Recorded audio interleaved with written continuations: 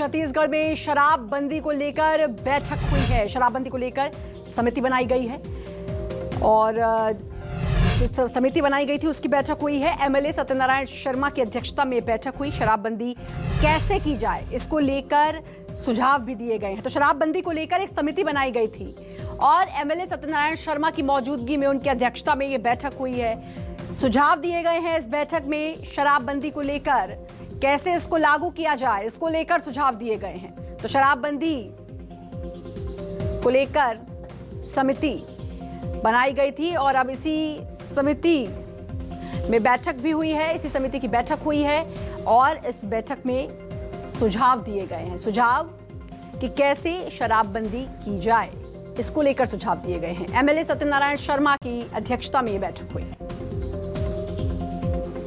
तो शराबबंदी एक बड़ा मुद्दा छत्तीसगढ़ में, विपक्ष लगातार इसको लेकर निशाना साधता रहता है और अब इसको लेकर एक समिति के गठन भी हुआ था। उसी समिति की बैठक हुई है और इस बैठक में सुझाव दिए गए हैं कि कैसे आखिर शराबबंदी की जाए।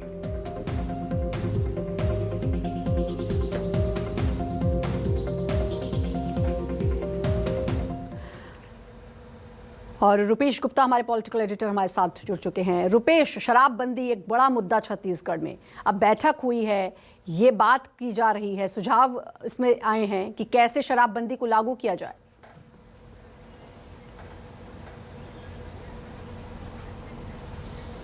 देखिए, ये समिति की बैठक है जो सामाजिक संगठन है, चूंकि अलग अलग सोसाइटी के सभी सेक्शन से इस समिति को बातचीत करना है। अलग अलग सेक्शन से लगातार कई दौर की बातचीत हो चुकी है, कई राज्यों के दौरे हो चुके हैं और इस सिलसिले में आज समिति की अलग अलग संगठनों के लोगों के साथ बातचीत हुई है और ये समझने की कोशिश की गई कि दरअसल वो किस तरह से शराबबंदी के फैसले को देखते हैं और किस तरह से लागू किया जाना चाहिए, इस पर उनके पास क्या सुझाव है, कोई स्टडी है या नहीं है।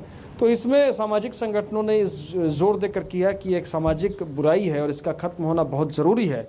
लेकिन साथ ही साथ ये चर्चा में बात भी आई कि बिहार और गुजरात की जो स्थिति है वैसी स्थिति छत्तीसगढ़ में ना आए, ये भी सुनिश्चित करना कमेटी का काम है। बिहार और गुजरात जैसी स्थिति ना आए। रुपेश, अगर बात करें तो इससे पहले ये बयान भी कवासी लखमा ने दिया था कि शराब की अगर बात की जाए तो एक हिस्सा है आदिवासियों के जीवन का वो, तो शायद इसी बात को भी ध्यान में रखा गया होगा कि पूरी तरीके से लागू ये शराबबंदी ना हो, लेकिन कैसे करनी है इसके लिए तो मुझे लगता है एक पूरा खाका तैयार होगा अगर पूरे तरीके से शराबबंदी नहीं करनी है तो।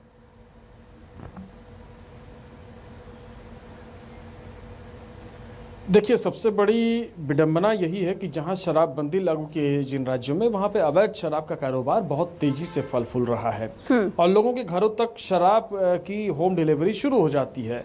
तो ये एक इसका व्यवहारिक परेशानी है जिसका समाधान ढूंढना जरूरी है और अब शराबबंदी को लागू किया जाता है, क्योंकि सरकार अगर शराबबंदी लागू करती है तो वो अपने उद्देश्यों को पूरा करे, ये बहुत जरूरी है। दूसरी महत्वपूर्ण बात कि कांग्रेस के घोषणा पत्र में जिस बात का जिक्र था कि सरगुजा और बस्तर जो आदिवासी बहुल इलाके हैं, अधुसूचित क्षेत्र हैं, शेड्यूल्ड एरिया हैं, वहां पे शराबबंदी लागू नहीं होगी। तो कवासी लखमा ने वही बात बोली जो बात कांग्रेस के घोषणा पत्र में है, जो बात मुख्यमंत्री बोलते हैं, जो बात टीएस सिंहदेव बोलते हैं। कवासी लखमा ने कोई अलग से बात नहीं बोली थी, क्योंकि शराबबंदी की बात सिर्फ मैदानी इलाकों के लिए शुरू से ही थी।